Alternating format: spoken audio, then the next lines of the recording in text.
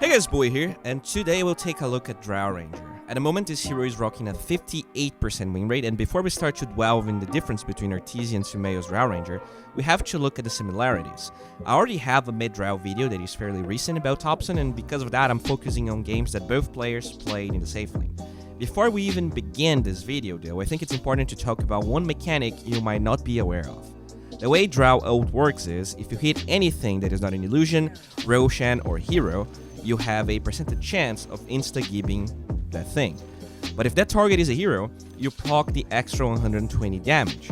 Everyone knows that. What a lot of people forget about though is that this attack specifically that procced is done considering the hero has 0 armor.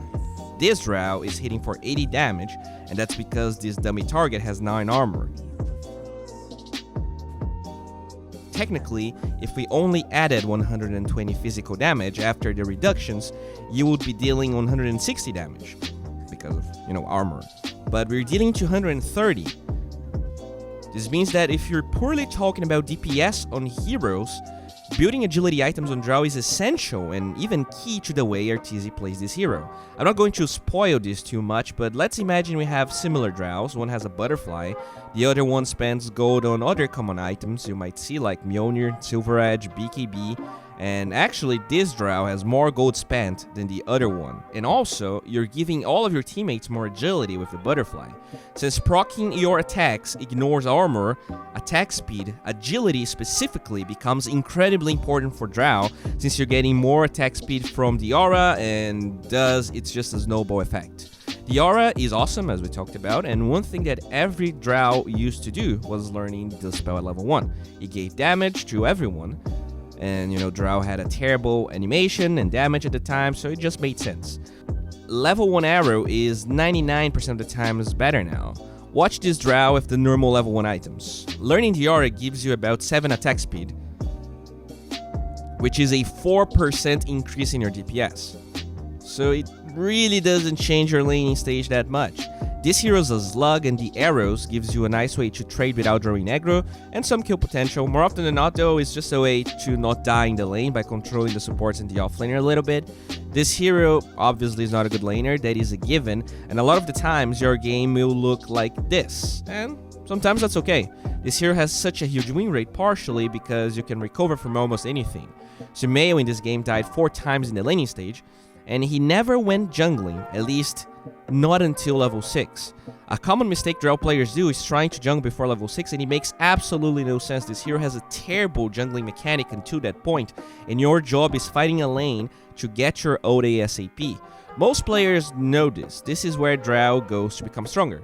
There's no rocket science here, you just TP and farm this area and lane over and over again. The most optimal use of your time is TPing here around 30 to 35 seconds so that you can clear the ancient and then double stack the camps.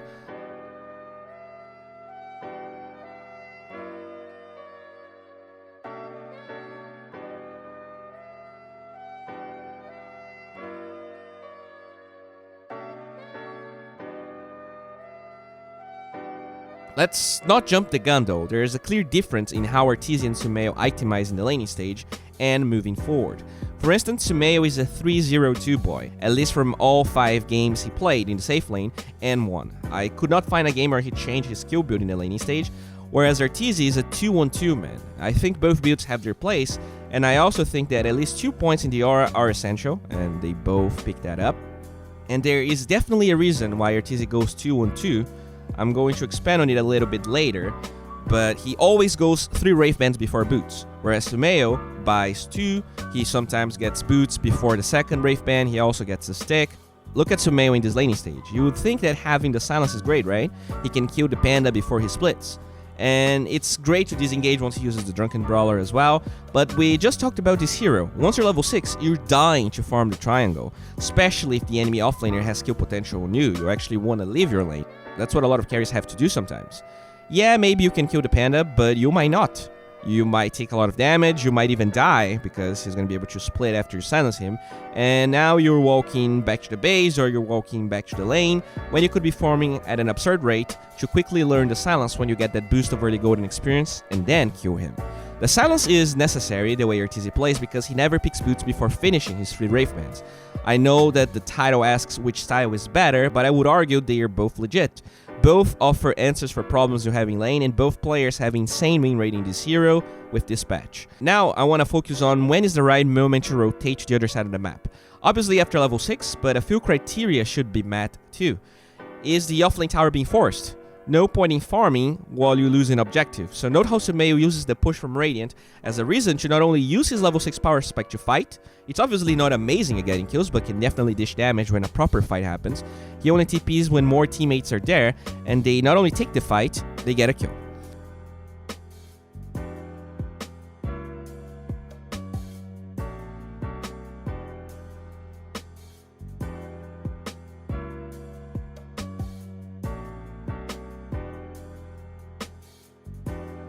In this other game, Sumail wins a fight with his team, whilst he has a catapult alive right beside him. It makes no sense to rotate to the Ancients at that time.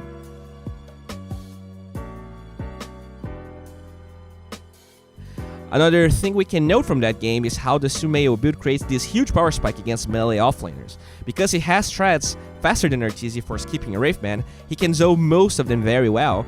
But yeah, as the timer gets around 40 seconds, he shows up to farm the triangle and starts accelerating.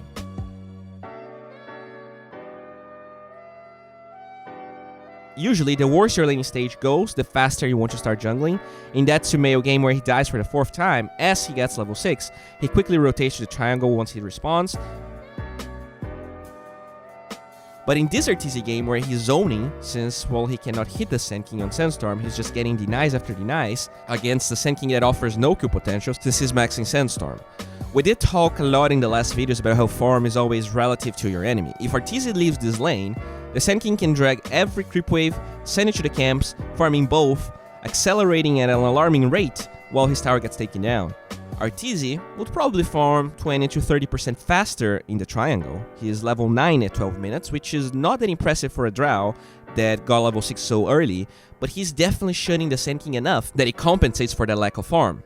In this other Arteezy game, he also dies 4 times in the laning stage, and obviously, once level 6 shows up, he starts jungling, but note that they never hit jungle creeps before that. It really doesn't matter. Even if you die in lane, you will always acquire experience faster there than in the jungle, and level 6 is your first real power spike. One thing to note is how even though you kill Ancients fast, both Arteezy and Sumail take extreme care to not take damage when they're doing them. The 3rd pointing arrow definitely helps Sumail in that regard, so that you're always full HP, but try to take as little damage as possible because you shouldn't be taking any damage. The first big difference between how Sumail and Arteezy play Drow is Blank Dagger. Arteezy doesn't fuck with this item whatsoever, whereas Sumail builds it pretty much every game. Not necessarily after trads, but it's always there, and I know you might be thinking it's just a matchup thing, right? And it definitely isn't. There's still a lot to expand to differentiate both playstyles, but look at this game. Both Sumail and Arteezy are playing against a Lifestealer, and watch their builds.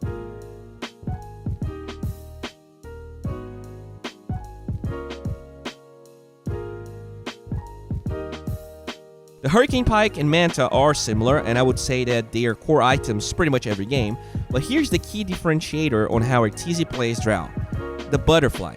He goes for it every single time right after Yasha, sometimes if he can get away with it, and the reasoning for it is the level 20 talent as well as your huge DPS increase with your level 18. While most players playing Drow now are still imitating Thompson's way of playing Drow, buying only items that have cooldowns to benefit from Drow's level 25 talent, Arteezy aims on a faster power spike with the level 18 to 20. Since we understand the styles a little bit more now, let's check out their itemization. The items not only have to do with the heroes in the game, but also how good their laning stage went. Dragonlance is 99% of the time the item both Sumail and Arteezy goes for. The only game Arteezy went for something else was against this 5 melee lineup that he also owned in the laning stage. Yasha is and will always be an amazing item for farming on an agility hero, especially Drow. By the way, don't you dare build Mask of Madness on Drow. Lifesteal makes absolutely no sense on a hero that should take 0 damage jungling. We already talked about the importance of agility and how it scales better than raw attack speed, and the lifesteal factor makes no sense in fights. You're a bursty hero that doesn't right click for long enough that lifesteal should matter. Late game lifesteal might be okay against a ranged hero like Terrorblade or Luna that don't stun you, but that's about it. The Dragonlance is great for farming and it actually gives you kill potential against some heroes. The knockback, the move speed talent combined with the attack range can get you a lot of kills, like this one.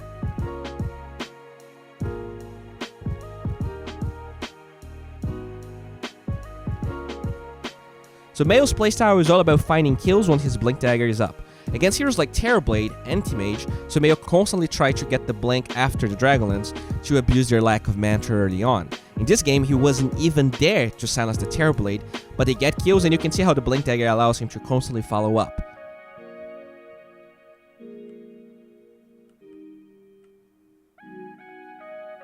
And he actually survives here because of the Strength Treads and Dragonlance. And I know what you're thinking. Bowie, why is he going for a Blink Dagger when Shadow Blade is an item that you can upgrade? Well, first of all, Shadow Blade is more expensive. Second of all, you farm faster with the Blink Dagger. And yeah, I would say Silver Edge can be useful. We're gonna talk about Silver Edge in a while. But Blink Dagger is so good in this hero. In this other game, even though he's against an Anti-Mage, he never bothered with the Blink Dagger. He died so much in the early game that he was on recovery mode throughout most of the time. Anti-Mage got the Mantra way faster than he could get the Blink, so when Blink is not an option, Sumail always goes for either Mantra or completes the Hurricane Pike.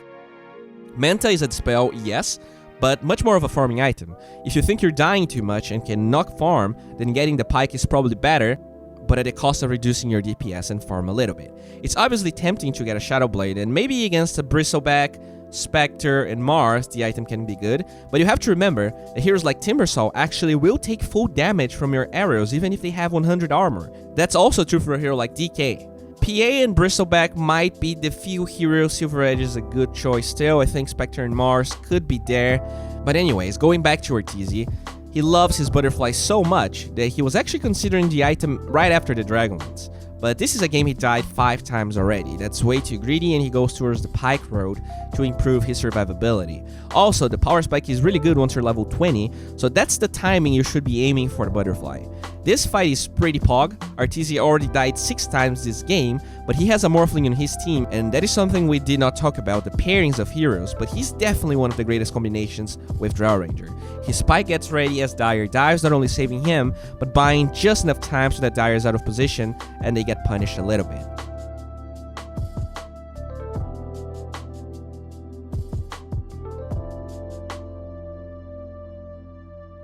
It was never enough time for Arteezy to finish the butterfly this game, but they win nonetheless, since he's still enabling a huge hero like Morphling thanks to all the agility items that he has. In this other game, Arthur goes Dragonlance, Yasha into Butterfly, definitely one of his preferred and more greedy ways to build the hero. Mantra is actually pretty good this game, but since he's playing from ahead, he can get away with the Butterfly, and a really cool technique that he showcases is this one. Roshan takes some time to start attacking once he gets inside the pit, and because of his DPS build, look at how much damage he can do to Rosh, whilst taking almost none.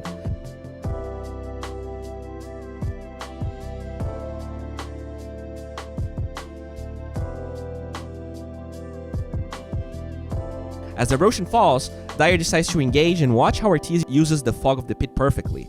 This is the perfect type of fight a Drow build like this wants, having the luxury of the enemy initiating on your friends so that you can attack later. One thing we did not talk much about is Drow aura usage. Obviously an insanely powerful ability, especially now that it gives attack speed to siege creeps in particular, and it's another reason to go for the agility focus build. Usually the aura gets used when you want lanes to push, but saving the spell for catapult waves is pretty good, and most of the time that's what players will do. You can see that Arthur has it ready now, but holds on to it because they did not find a way to go high ground just yet. I want you to watch Arteezy beating a Solar Crest Lifestealer that has Radiance and the Evasion talent. The damage output of this hero with this build is ridiculous. The Hurricane Pike was a nice addition. It gives you a save against a lot of what Dire has, with the added benefit of not adding another slot to his items and being very cheap to complete since you almost always have the Dragonlance anyways. In that game, he went Yasha first. Hurricane Pike makes way less sense since he can deal with the chains, the axes, and the root from the Treant with a Manta that is cheaper to build when you're coming from the Yasha already. But it's just like the other game, he finishes that butterfly at around level 18. The DPS increase because of the ult, combined with the evasion, makes you a beast in pushing and fights. He ends up missing the Gus here, but watch how easy it is for the Drow to shred the Ember Spirit.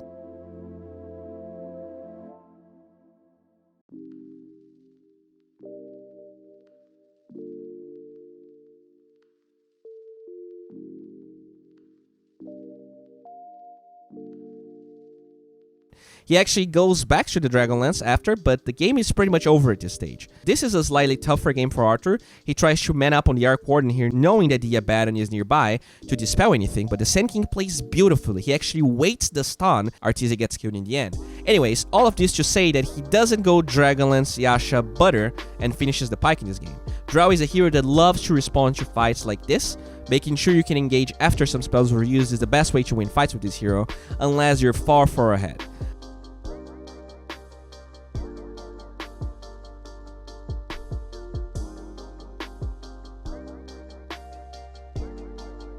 The fight escalates even better for Arthur, and you can see the Dragonlance already paying off with that last attack. That being said, Butterfly sure enough erupts after the Pike is done.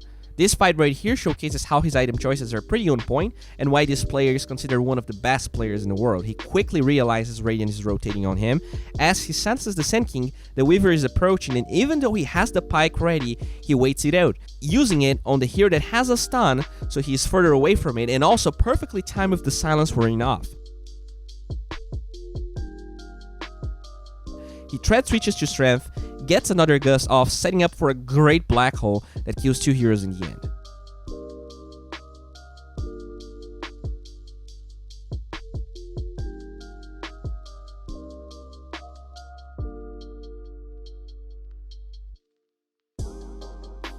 Another great thing, especially in pubs, that this build provides Arthur is the ability to solo kill Roshan. There is no other build that gives him Rosh that easily and by himself, and with the level 20 evasion talent, he does it seamlessly without taking pretty much no damage. This, as we talked about, is one of the strongest power spikes in the game before level 25, and you can quickly see why. The Arc Warden decides to try and save the Clockwork, but he almost kills himself by doing that. They lose the Aegis, but they keep pushing.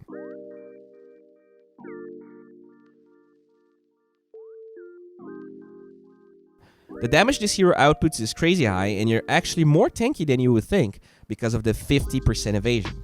The game quickly gets out of control and Arthur wins. I think the last thing I want to talk about is farming patterns. After all, we discussed the items both Sumail and Arteezy went for, but we did not talk much about where they were during the mid-game. This is the area you should be farming every single minute. You own this triangle, and you should make sure none of the tier 1 towers fall while you're doing that. Unless you cannot defend it because they're actually pushing with a lot of heroes. You should definitely avoid fights that you initiate yourself. TP rotations can work greatly, as we saw through multiple clips. The decision to start fighting obviously comes from the style you choose. If you get that Blink Dagger, you're definitely equipped to fight, provided you make sure you don't die after that one kill that you get. And the Blink doesn't necessarily mean go fight at all times, because this is something Drow suffers a lot. You obviously have a lot of damage, but look what happens when you initiate by yourself. Granted, he should have the Venge nearby, but that was not the case. He played this very well.